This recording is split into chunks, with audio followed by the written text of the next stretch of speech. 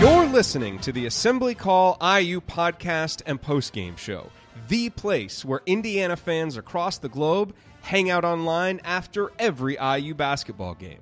Join us for our live broadcasts on Thursday nights and immediately following every IU game at our website, assemblycall.com. That's assemblycall.com. Before we get to this week's episode of Assembly Call Radio, let's talk real quick about tickets. I was just at Hoosier Hysteria this past weekend, and it reminded me about why it's so important to be places in person. Because I'm telling you, that the light show, the projection, hearing the ovation for Romeo and Juwan, there's something special about being there and experiencing that in person, and that is magnified during the season. We know there will be great atmospheres in Bloomington for games this year, the Marquette game, the Louisville game, so many big Big Ten matchups. You're going to want to be there in person, and the best way to do that is to go to SeatGeek and use SeatGeek to buy your tickets.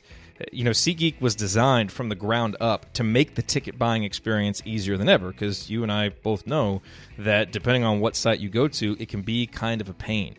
And so what SeatGeek does is they actually search multiple ticket sites, they grade every ticket based on value, and it helps you to immediately identify the best seats that can fit your budget, and every purchase is fully guaranteed. So you can shop with confidence, which really helps out. I have the SeatGeek app on my phone. It's what I use when I need, sports tickets, concert tickets, really tickets to any type of live event. And that's why I recommend that you use it too. And best of all, listeners of the Assembly Call get $20 off of your first SeatGeek purchase. So just download the SeatGeek app, enter the promo code ASSEMBLY, that's promo code ASSEMBLY, and you will get $20 off your first SeatGeek purchase. SeatGeek, life's an event, we have the tickets. And now, here's this week's edition of Assembly Call Radio.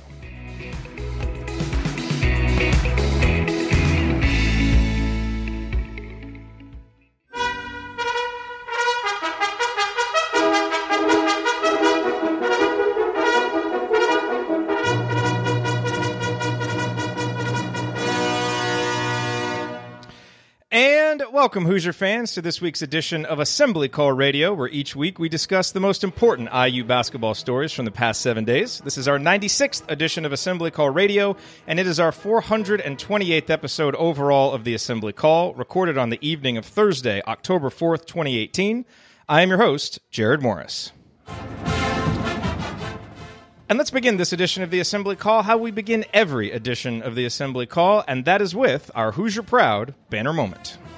And Indiana is the national champion. When it comes down, Indiana will be champion.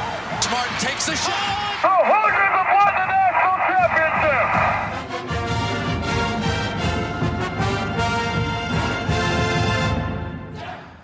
This week's banner moment occurred on Monday when Don Fischer made his weekly appearance on the Dan Dockett Show. Fischer made a couple of comments that really caught my ear. First, he singled out Jake Forrester for high praise due to his energy and athleticism. He also compared Forrester's work ethic to Zach McRoberts, who, as you may recall, was introduced at Hoosier Hysteria as, quote, the hardest working man in college basketball. Now, why does this matter? Well, because Fish has seen a lot of great players don the cream and crimson. He knows what to look for, and he doesn't just pass out praise too lightly. I still remember Fish saying that Juwan Morgan had a chance to be one of the, quote, special players to play at Indiana University, and that was prior to Juwan's sophomore year, when no one was talking about him in those terms. The other comment Fish made, and this one might be even more important, is that he can't remember an IU team with this combination of size and depth since the 1975 squad. And look, anytime you were mentioned in the same sentence with that team, something is really going right. Now, no one thinks this year's Hoosier squad is going to go undefeated in the regular season, but Fisher's comment does reinforce the drastic roster makeover that Archie has completed in less than 18 months on the job. X's and O's are important, but you still need the Jimmies and the Joes to compete for banners. And no less an authority than the great Don Fischer clearly thinks Indiana is, at the very least, back on the path toward competing for one someday again in the near future. Okay, now let me introduce my esteemed co-host for this week's show. To my left, it is not the Sean McVay of girls' youth sports coaching in Cincinnati, the president emeritus of the Robert Johnson Fan Club, and one of the world's best bracketologists. No, Andy Bottoms has the night off to attend the Chris Stapleton concert with his wife, and if you close your eyes, you can probably see he and Jen swaying and singing along to Tennessee Whiskey right now.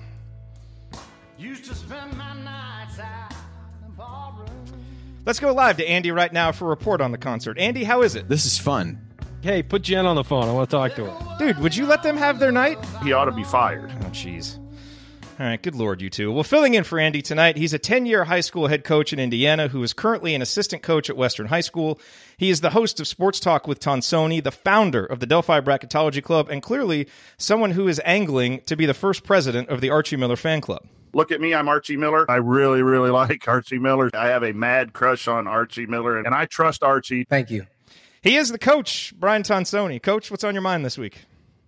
Hello, everyone. It's good to be here. There's a lot on my mind. Love that practice has started this week. I think practice is so important. I know we all appreciate the games being played, and November can't get here soon enough for the fans. But practice is really, really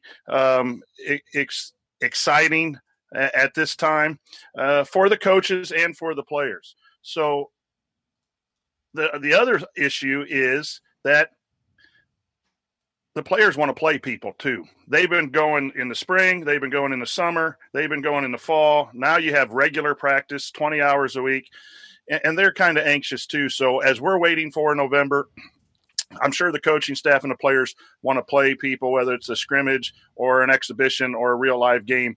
They can't wait till November either. So just crossing days off the calendar is what I'm thinking about. Okay, and now to my right, making his triumphant return to Assembly Call Radio, he's a columnist for The Big Lead and a co-host of The Hangover, but you know him as Indiana radio's most opinionated, polarizing, over-the-top personality. I pretty much have an opinion on everything. He is Ryan Phillips. I do this for a living, trust me. Ryan, what is your rant this week? You mean polarizing in a positive way, right? Of course. It's the plus side of the polls. I just mean you have strong opinions and you make people take sides. Polarizing. I meant it as the best and they way always possible. take my side or else they're wrong. I think this week really what is on everyone's mind is just the fact that we're now it's started. Things have started, and it's a beginning. And I think after Hoosier Hysteria, we were talking about, and I brought this up, and I'm glad Don Fischer echoed it. That this team is long, athletic, and deep. And it's, I think it shouldn't surprise us just knowing who is coming in, but I guess seeing the product on the floor for the first time, even in a, kind of fooling around setting, it wasn't a serious practice. It really did sort of bring that to light. This team's got some serious depth and talent and a lot of length. And while I think we all look at this year with Romeo Langford as something that could potentially be really special, I've been talking about it for the last couple of months. I think next year is going to be just as exciting, if not more so, because there's so much depth and these guys are going to be back again with a year under their belts next year. I am really, really looking forward to that. But of course, as Coach said, you're just peeling days off the calendar now. I've got my desk calendar that I'm just excitedly peeling days off every day. So really looking forward to what's going to come over the next month and as we get into games and everything. All right, well, here's what we're going to talk about this week. We're going to talk a little bit about secret scrimmages, why you would have one over an exhibition game. We'll talk about the importance of Archie Miller naming and announcing captains. And then we're going to do some buy-sell on some of the most common narratives emerging from Media Day and Hoosier Hysteria. And then, as we always do in our last segment, we will answer your questions. All of that is coming this week on Assembly Call Radio. Before we start talking about secret scrimmages, I want to remind you about the best way to shop online for great deals on IU basketball and football tickets. Just remember this URL, iutickets.shop. It will take you right to SeatGeek, where you can immediately find the best deals on IU basketball tickets. Plus, you can search for IU football tickets, other sports tickets, concert tickets, and more. As a bonus, you can use the promo code ASSEMBLY to get $20 back after your first purchase. And just so you know, when you use that URL, iutickets.shop, we actually get paid a commission for referring you. Andy, quick, what's one word that you would use to describe that setup? Majestic. Nice. How about another one? Fantastic. Yes, majestic and fantastic, because all people have to do is use that URL, iutickets.shop, to access SeatGeek to buy their tickets, and we'll earn commissions that help us maintain and expand the show. So when you need tickets, visit SeatGeek and use our URL to do it, iutickets.shop. Once again, it is iutickets.shop. Thank you. Okay, so news broke over the weekend. Jeff Goodman broke this news. I think he's at Stadium or WatchStadium.com now, is where Jeff is doing his writing. But he broke the news that Indiana had scheduled a secret scrimmage with Loyola Chicago. And this is for sometime late in October, like October 27th or 28th, something like that. And, Coach, I kind of started thinking, and we see these secret scrimmages pop up, and I believe the rule is if you do one of those, then you can't have a second exhibition game. Like you couldn't do 2 exhibitions and then have a secret scrimmage. So I started thinking, why would you do a secret scrimmage that you can't invite fans to? You can't open up the gates and make money on. Why would you do one of those instead of an exhibition game? And you and I were just talking about this before we went on the air, so I thought you had some good insight on that. So why would Indiana do something like this? From a program standpoint, having a secret scrimmage is really good in developing the program because the quarters and the segments can be scripted in agreement with the 2 coaches. If they want to see a pressing segment and those things, they get the Loyola Coach Moser and Archie Miller will get together, their staffs will get together and kind of script out how they play. I'm sure the NCAA has some rules on how long it can go and so forth, but within that, the coaches can really use it as a glorified practice, only you're playing against other people. You get that on film, you get back in the film room, but the coaches can be on the court. A coach has liberty to stop something in the middle. It's not dependent on television and officials and the 40-minute true game segment. I wouldn't want to see 2 secret scrimmages because I think you need to get some game-like reps in, and that's what's good about an exhibition. But I really think that it's important to get game-like scenarios, but a little more structured in a practice setting. That's why I think secret scrimmages are a good thing for most programs to do. And Ryan, I feel like even though they're supposed to be secret, no one's supposed to know. I feel like we always find out like the scores or the results of them from, on message boards and in different reports and things. So, I'm trying to angle so somehow we can get in there and do a secret post-game show afterwards, but I don't think it's going to happen. So one last. If it was a secret post-game show, there'd be no promotion, Jerod. Come on. You got to think here. Do I have to do all the thinking on this? No, we would make sure the chat mob got to see the secret post-game show. Well, then it wouldn't be a secret. No, I mean, and they call these secret scrimmages. It's really just a closed-door scrimmage. That's all it is. And I mean, in high school, this is what scrimmages are. Like preseason scrimmages almost certainly are, is you script out what's going to be the situation. You break it up as Coach said. You break it into quarters, and maybe you say, okay, hey, we'll agree to like not have anyone post up one-on-one in this segment. We'll just do driving and scoring off of that way. Let's shorten the shot clock for everybody. Let's do this, and it just helps you with situational stuff. So that's really the point is that they can have a control over it because, hey, in a preseason scrimmage, we've seen this before. They just sometimes get out of hand and you don't really work on anything. You just run. And that's not what you want because you want to actually get better. Now, look, when sometimes you do want to get out and run and you want to do stuff like that. But clearly, if you're going to do something like this, you want it to be more structured. You want it to be more, okay, we're after the first quarter, we're closing the score off. It's starting 0-0 again.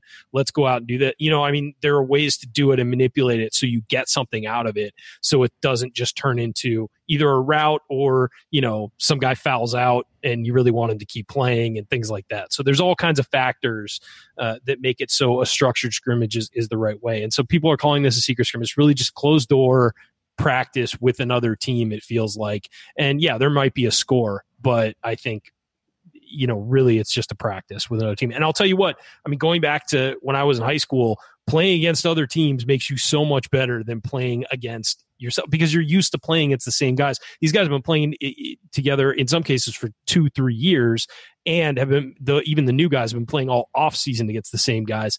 Getting a new look, getting someone else thrown into the mix is a real positive. And so as many of those opportunities as you can take, whether it's public or closed door or whatever, you got to take them. Well, if they were playing an exhibition game, it would be a different opponent. But in this case, you're playing a team that made the Final Four last year in Loyola Chicago, sure. And is still, their preseason rankings at Bart Torvik were somewhere in the mid-60s. So, I mean, they're still supposed to be pretty good for quality opponent for sure. A team in their conference. So, I mean, I guess the way to look at it, too. Yeah, no, for sure.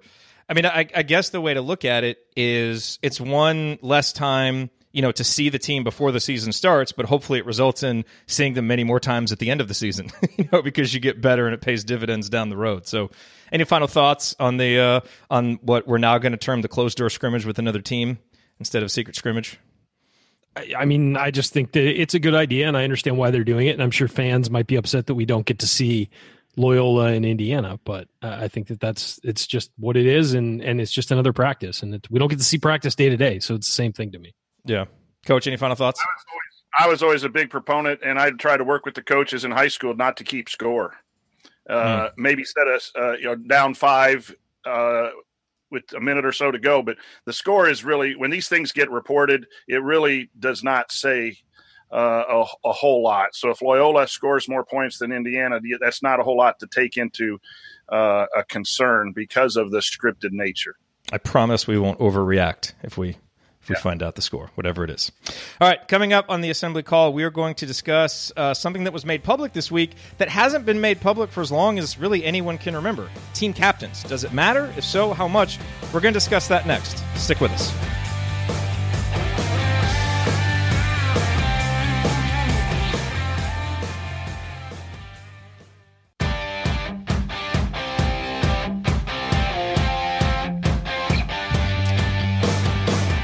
You are listening to the Assembly Call. If you want to get replays of our show, listen to our daily Banner Morning IU news updates, or subscribe to our free IU basketball email newsletter, visit assemblycall.com.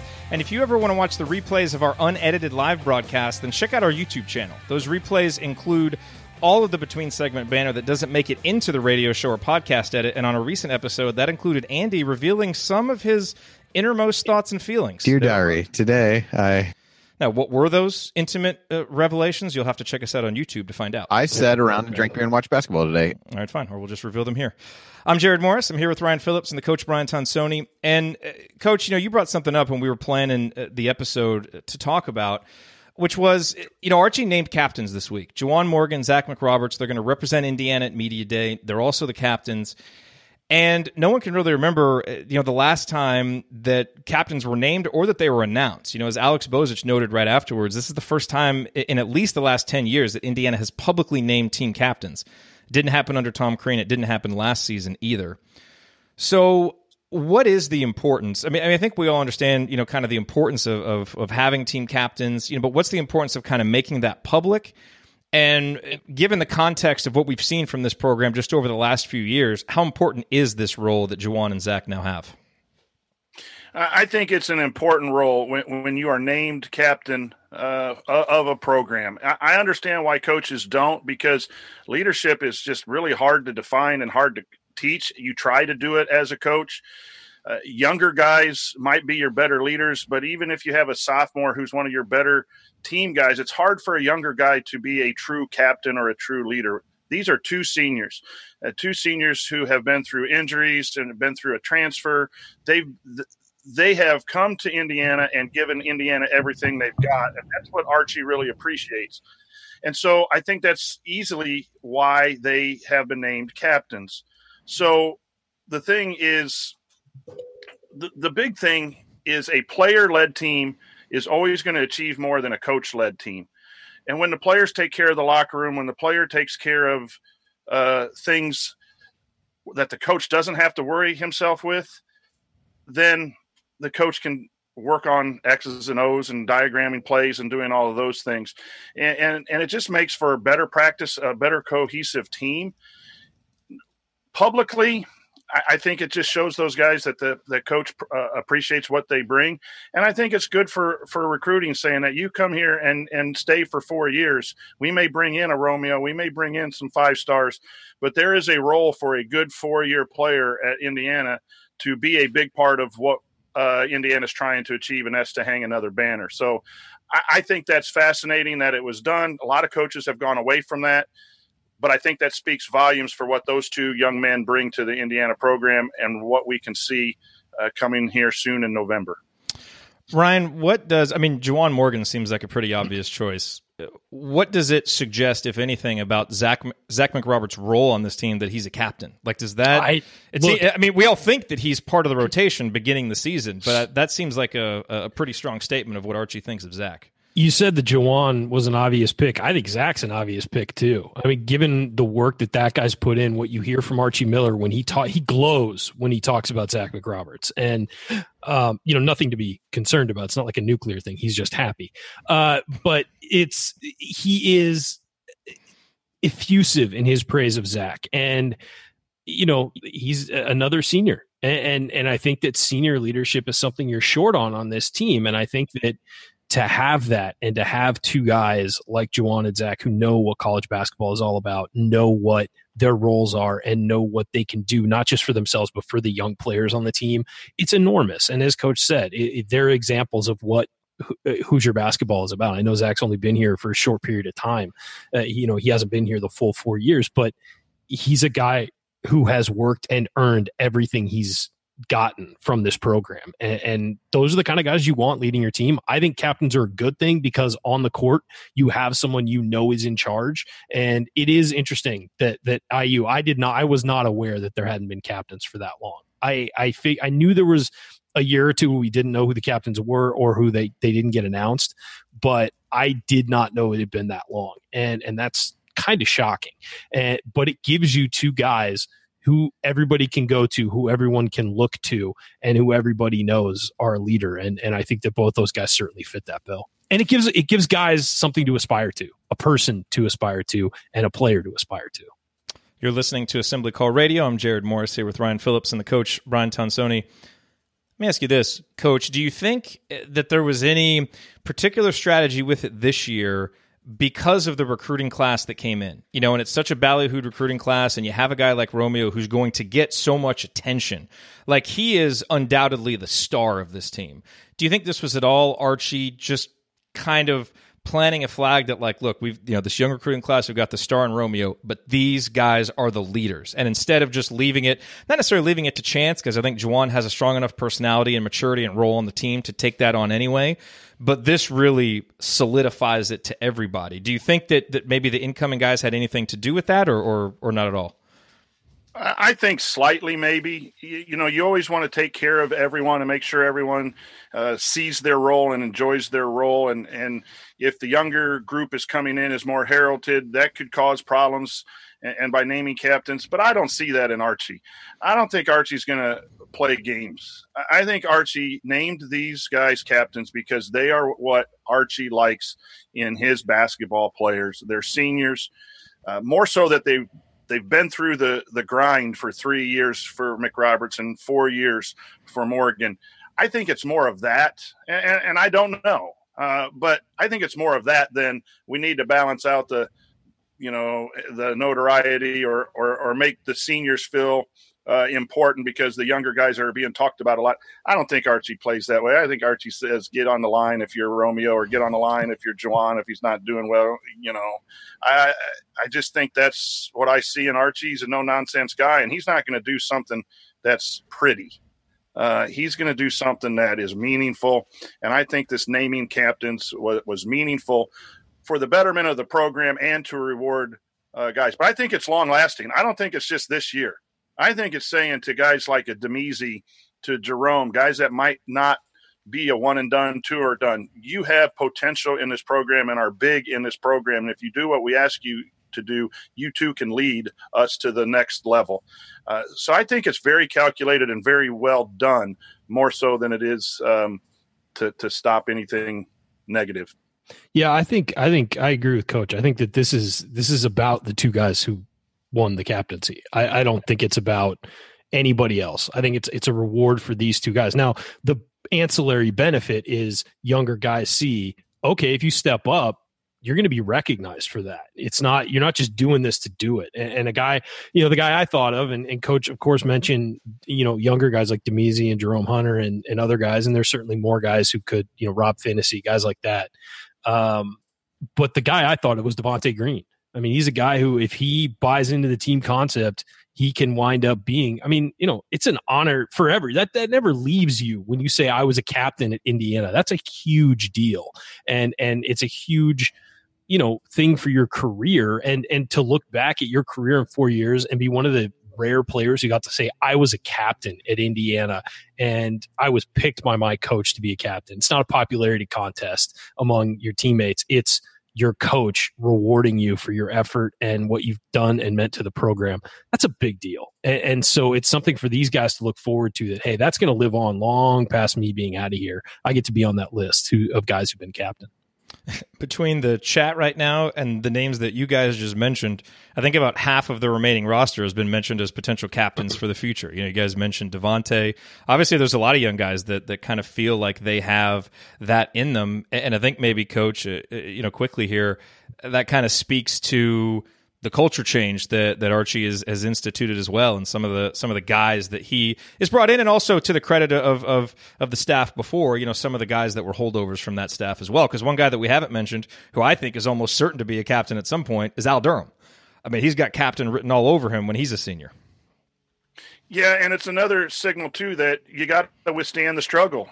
Even though they're a talented freshman group, they're going to struggle to adapt to practice. They're going to struggle in games. And Juwan has struggled, and Zach has struggled at Vermont, and then taking a year off and then walking on, and to fight through the struggles, and you can be productive. I really think it is a great message that Archie's sending for two great men who represent Indiana basketball. Absolutely. Well, let's remember, Ryan, we got a break. Oh, okay. We got a break. All right, coming up, those of you who are listening on the radio Friday night, maybe switching over to high school football, so be sure to catch the replay at assemblycall.com. For everyone else, we're dissecting some common post-hysteria narratives, starting with a couple of guys in the backcourt. Stick with us here on the Assembly Call.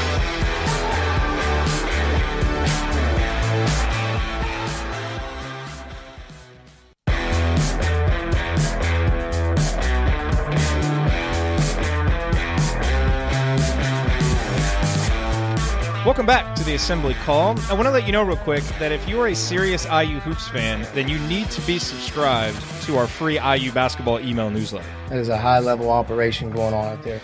You will get our 6-banner Sunday news roundups, as well as our detailed post-game analysis emails once the season begins. This content is why more than 6,000 of your fellow IU fans are already subscribed, and joining them is easy. Just text IU to 66866 or go to assemblycall.com. That's IU to 66866.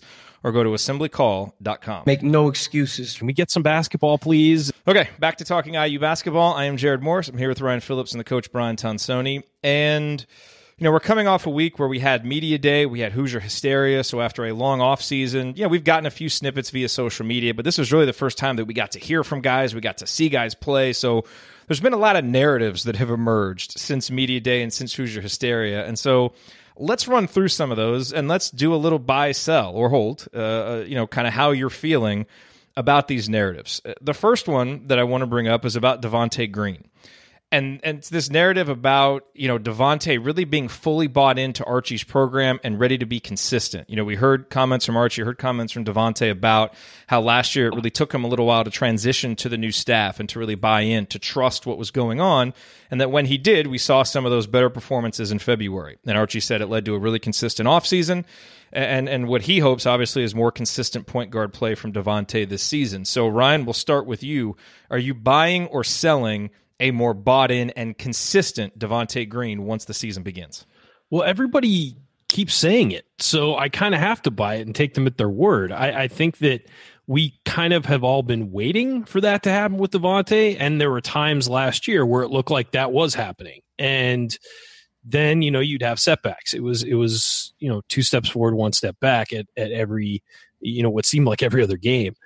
But from what we've heard from Archie and what we've heard from Devonte, it really seems like he has matured a lot. He's a lot more focused. And I don't think that him not being bought in was a choice. I think it was just kind of the going about things the way he'd always gone about it as a player. And I think that this offseason sort of woke him up to being a more mature guy and being a more focused guy. And so, as far as I'm concerned, I think that that's absolutely something I've got to buy, just because everybody seems to be saying the right things here, and that's a real positive for Indiana. So, and I've been really positive about Devonte, contemplating even joining the fan club. But I think on this one, I'm going to hold. Not because I don't believe what everybody's saying. That's a fair stance. It's a fair stance. Yeah, and it's only because I kind of want to see it. I got caught up at the beginning of last year talking myself into the idealized version of every player. And it bit me in the rump. It bit a lot of us in the rump because that team wasn't nearly as good as we thought they could be, because a lot of guys, just kind of played how they were. We didn't necessarily see big jumps. And so I kind of want to see it from a guy who's been so inconsistent over 2 years, but I do feel positive. So it's like a hold buy. It's like I'm ready to buy, but I just kind of want to hold and see it, because if you recall last year, we saw Hoosier Hysteria, the exhibition games. He was just outrageously good. and then struggled once the season starts. So I want to be fully in, but I can't fully embrace it. So I'm going to classify myself as a hold. Coach, let me quickly add just one thing about this that I think is a factor for me. It's that the guys around him are going to be better, so he doesn't have to do as much when he's on the floor. Last year, that's true. He got in trouble when he tried to force the action as opposed to just orchestrating. And I think this year he's really not going to have to do that as much. And he kind of had to because we had so few offensive options last year. Exactly. Coach, I'm probably a hold sell. Whoa. Not to bring any negativity, until I see it consistently, that's going to be a key issue for Indiana basketball, in my opinion, is point guard play, and specifically Devonte Green.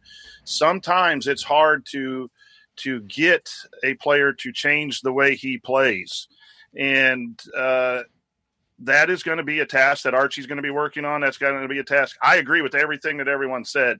It looks good. But at times last year, it looked good. And with Al pushing and Finney pushing, there's really very little room for him not to do it. But I'm kind of in a hold pattern, leaning the other way just because lack of consistency. All right, so there's Devonte. Let's talk about another way to bring that enthusiasm crashing down. Yeah, no, I should have started with you. Okay, so Hoosier Hysteria, Devonte Green. We got to make a list of things that Coach is down on right now. Okay, Al Durham. I'm not down on him. I'm just from a coaching standpoint. The changing players like that is a really difficult task. We understand. We're just messing with you. We get it. So I've caught a lot of the Hoosier Hysteria stuff and had. Ducked Megan and I had to duck the wings at Buffalo's the other night, so clarify that a little bit.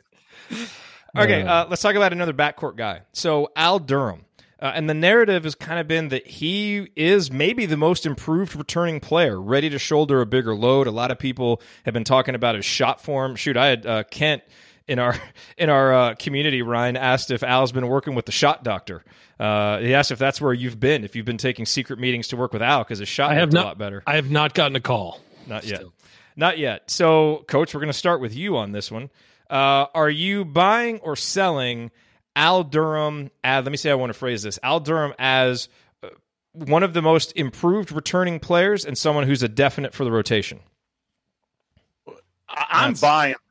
I'm going to buy that Al Durham is the most improved. The word most is difficult because I think a lot of players will show improvement. Yeah. But his shot just looked consistent the other day. He looks to be in a lot better physical shape as all of the players do. But he looked solid in the scrimmage and in the 3-point contest. So yeah, I'm gonna buy that. Ryan? You buying, Al? I'm kind of in a hold spot with him, not because I don't think he'll be improved, but this on our sheet, it says the most improved returning player.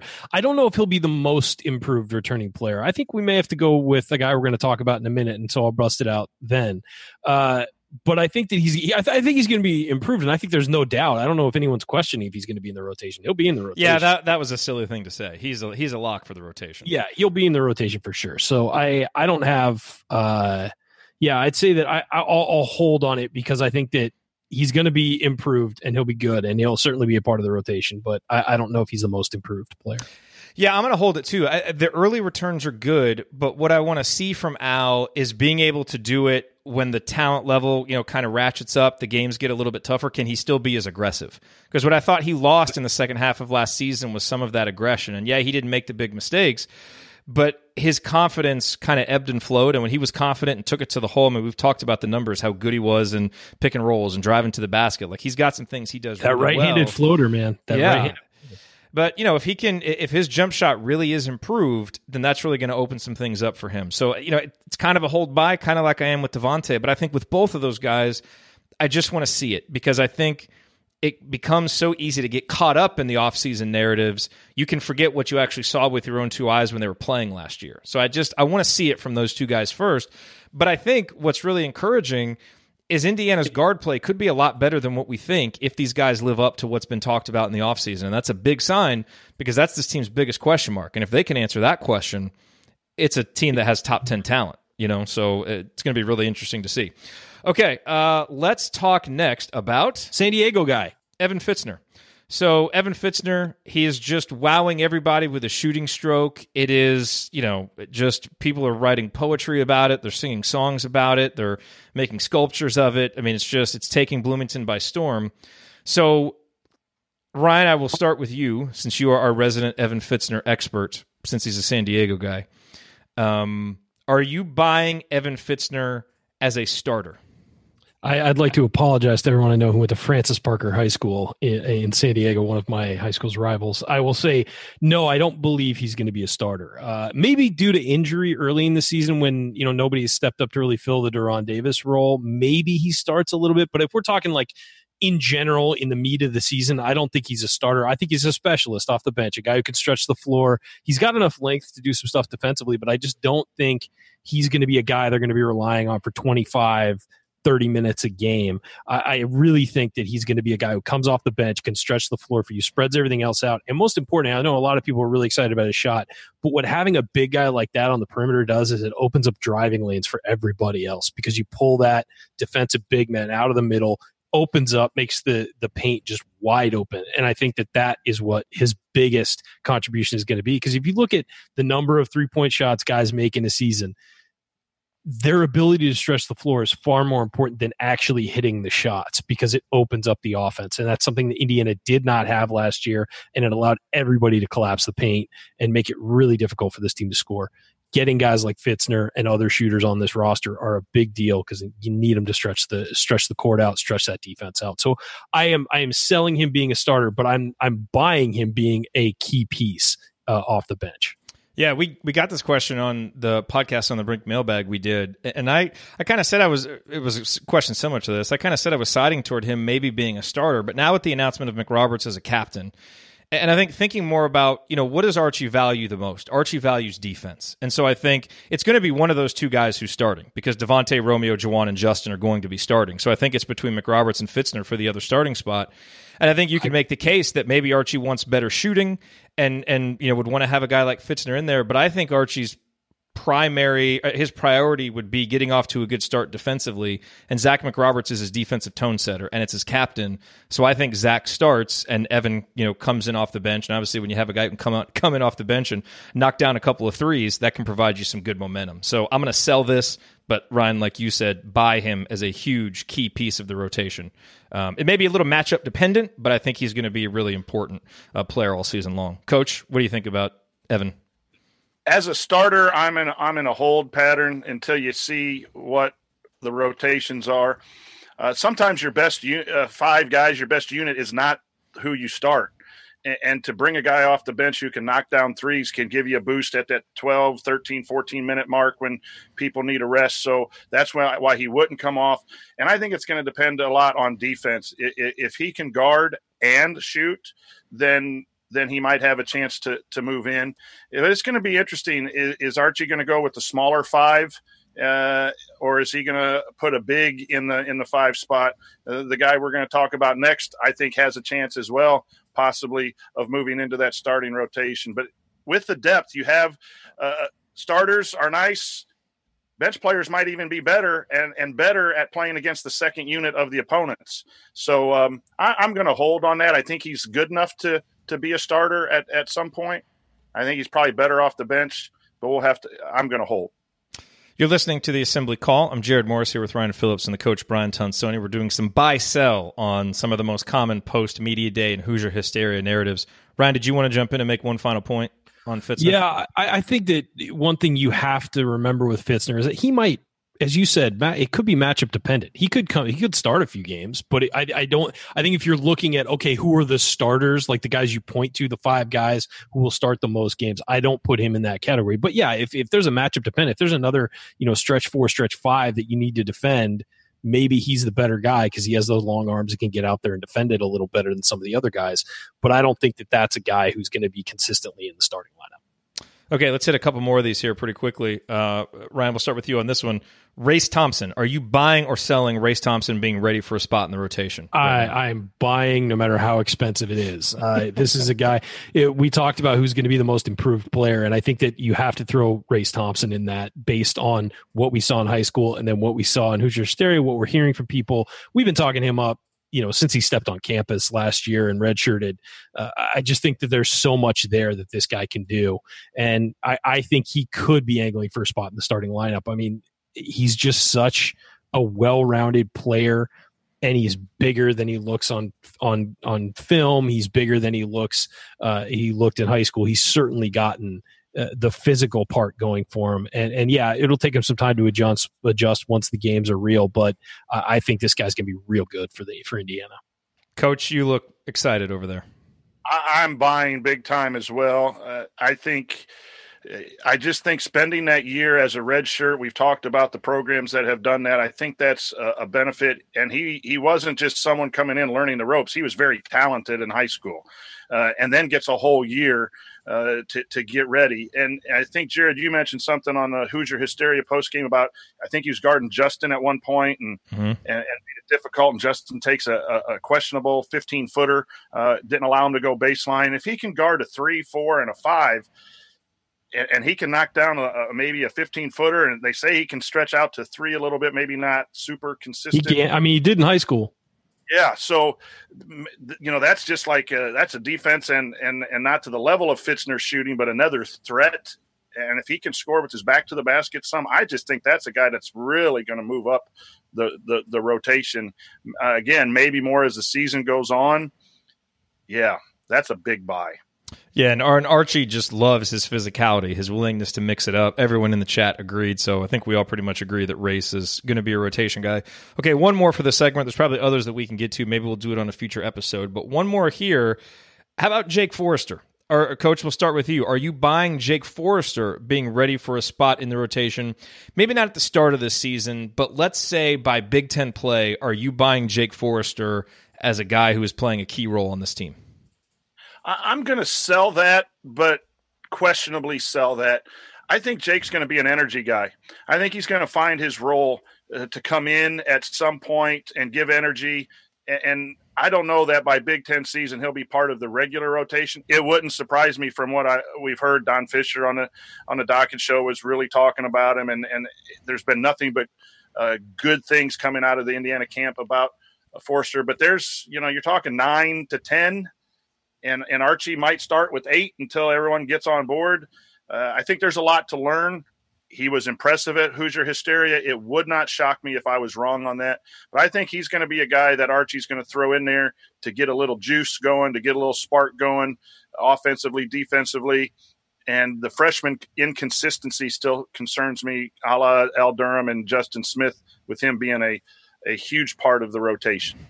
Ooh, Chad, or Ryan, Chad just said Jake is a Sheehy type energy guy off the bench. Buying or selling Will Sheehy comparisons, player comps for Jake Forrester? Selling, so heavily selling. Forrester, I'm going to hold on, though, as far as a rotation spot. I haven't seen enough, and I think that's just fair at this point to not seen enough. And B, as Coach said, I mean, not everyone can play. There's going to be limited minutes. And if we're looking at a key spot in the rotation, I just think he might be the odd man out, not because of his ability, but just because this is a loaded roster. We've talked about it. There's a lot of guys on this roster who can play, and so I'm going to sell for now, or hold for now. But I really have to see some more. Yeah, I'm in the same boat with you, Ryan. I think there's a lot of potential there. But there's and we're going to talk about this. We have a question coming up that talks about the rotation, and so we'll get into some of that. It may be hard for him to crack it just because of the experience issue and how much talent is going to be around him. All right, coming up in our final segment, we're going to answer some of your questions, including the importance of Rob Finney's development and the guys that we think are most likely to be left out of Indiana's rotation when it shortens come Big Ten play. That's next. Stick with us.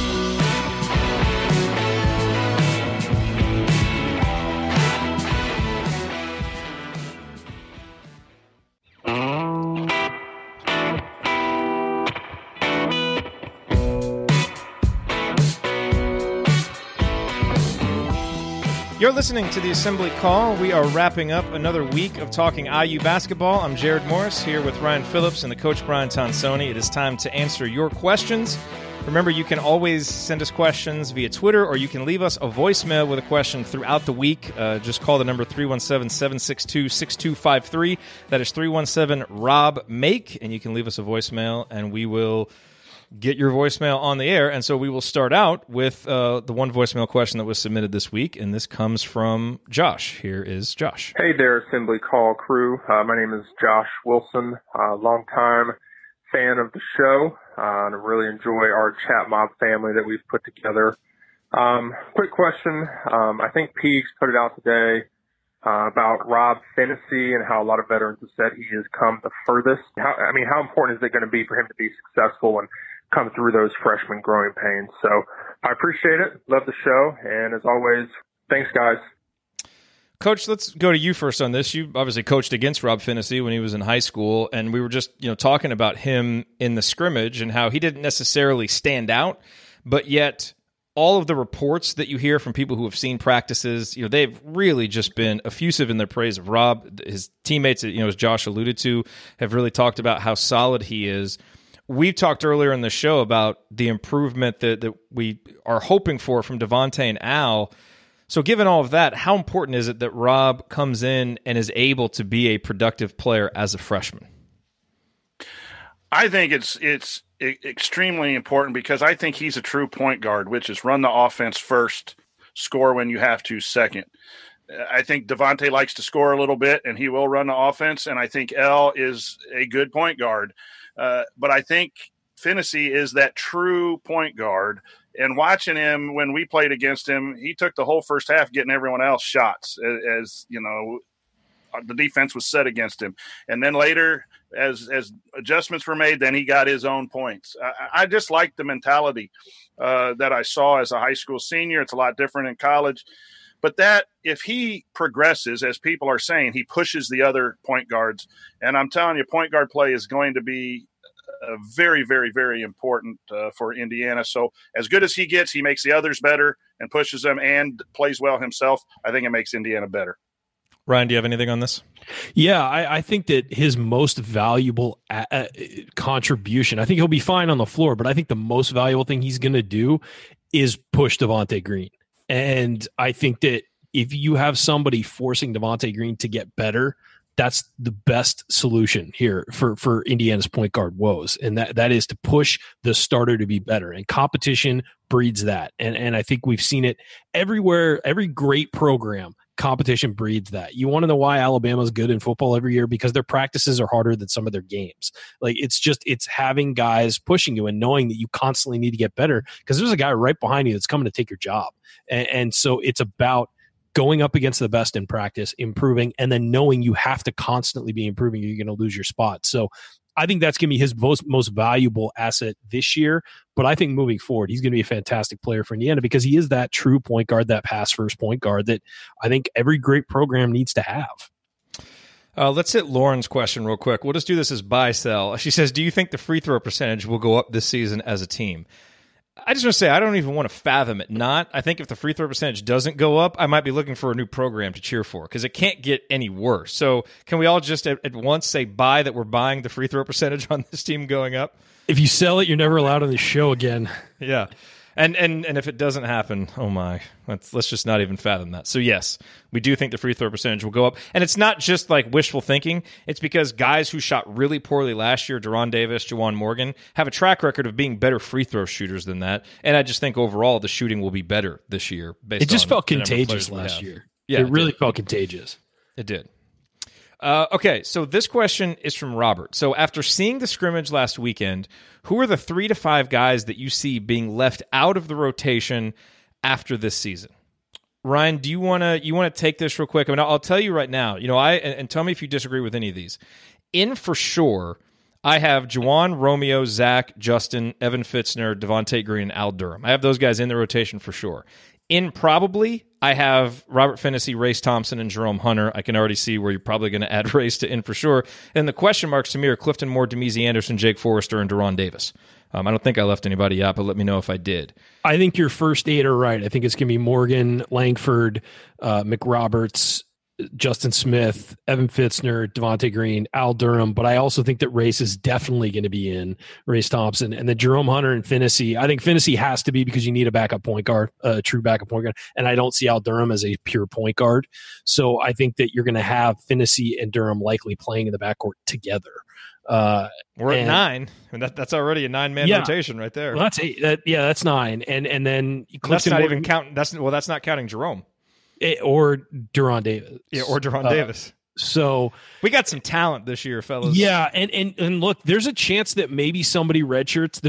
There's always going to be injuries. You don't want to talk about that, but there's always going to be guys who miss, even if they're not out for the season. They miss 6 games because of whatever. So those things work themselves out as far as having a normal rotation. It's a great problem to have, is to have too many guys, and it feels like that's what they have right now.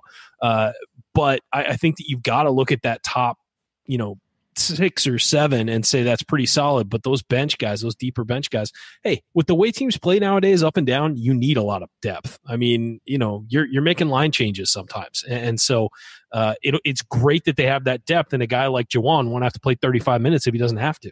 And it could be matchup dependent. When Duran gets healthy, there may be games he plays 20 minutes, and there may be games he plays 2 because the matchup just isn't right. Yeah. So same thing with Fitzner. Fitzner probably play more just because of the shooting. But Coach, what do you see? Archie said something that if this team's going to be as good as it can be, they need to play 9 to 10 guys, and that team chemistry fit, right? Well, when you had your top 7, and I agree that Race has to be in the top 8, then it is freshman progression. Finney, Jerome, Demezi, Jake, and I see that being Finney, Jerome, Jake. How are they playing as freshmen? We saw Al again and Justin go up and down. When these freshmen are up, they're going to be in that 9 or 10. When they're down, they might be that 11th guy. But that would be the 11 right there. I think Clifton Moore's got a lot of work to do. Demezi Anderson's got a lot of work to do, and Duran's got to get healthy. Those are probably the bottom 3. And then it's just how they're doing, how they're playing and pushing each other. But I think those 8 are definitely the 8 that the season will start off in some fashion. Yeah. All right, this is from Anthony. He says, if we're lucky enough to land Keon Brooks, and I don't think it'll be lucky. I think if we land Keon Brooks, it's going to be because the staff does an outstanding job recruiting. And, of course, we have the in-state bonus. But if we land Keon Brooks, do you see enough skill versatility between he, Jerome Hunter, and Justin Smith to play everyone decent minutes between the 3, the 4, and even the 2? Do any of them have the shooting and foot speed needed to play the 2? So, Ryan, as you fantasize forward and you like looking at next season and how good it could be, say Keon's here. Do you see he, Jerome Hunter, and Justin Smith being able to play together? Well, I think the problem with this question from Anthony is that he assumes that guys have to fit into a 2-3-4 role. I think that they're versatile enough to sort of play that swing perimeter. Like, you don't need a shooting guard on the floor. You just need wings and a guy who can sort of sneak down to the post. And really, I think all 3 can do that. And with Jerome, if you're asking me who is the most likely to play a shooting guardish role, I think it's probably Jerome Hunter of those 3. But those 3 guys can all be wings for Indiana and all be perimeter versatile guys who can get inside and out. And so I think that's what we're going to see. I think there's certainly those guys can play together. We're moving to a point in basketball where the numbers, the 1, 2, 3, 4, 5 are gone. It's a guy who can bring the ball up, wings, and a post, maybe. So that's what I think, and I think that certainly those guys could all play together, and it'd be really fun to watch. Coach, quickly, how bad would the nightmare be if you had to face a team with those 3 wings able to play at the same time? With that kind of size and length, it'd be a nightmare. But I'm wearing Indiana. That's going to be great to see. I think Jerome is the 2. They're trying to work him in with the guards now this season with that idea this year and possibly next year. Length, athleticism is great. Bring it on. Yep. Okay, well, that'll do it for us on this week's episode of the Assembly Call. If you want to see us do the show live and be part of the live chat, join us at assemblycall.com on Thursday nights for the live broadcast of our Assembly Call radio recording, or you can always subscribe to our podcast by searching for Assembly Call wherever you listen to podcasts. And don't forget, go to assemblycall.com or text IU to 66866 to join our free email newsletter. Thank you for listening. We will be back to talk IU hoops again with you next week. Until then, keep your elbows in and your eyes on the rim, and go Hoosiers.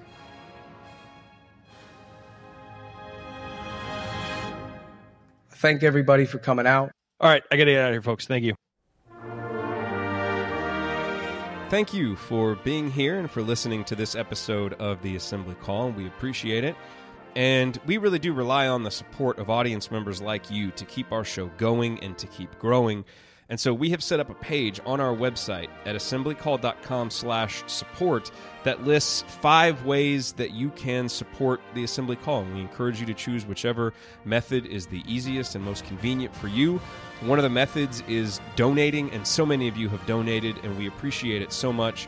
On that page, you can choose a monthly recurring donation or an annual recurring donation or just a one-time donation, whatever works for you. And if you don't want to donate, another way to support the show is you can use our affiliate URLs, iutickets.shop or iustore.shop when you're going to shop for tickets or gear, and we will get paid a small commission when you use those links. But however you support the show, we appreciate it. Thank you.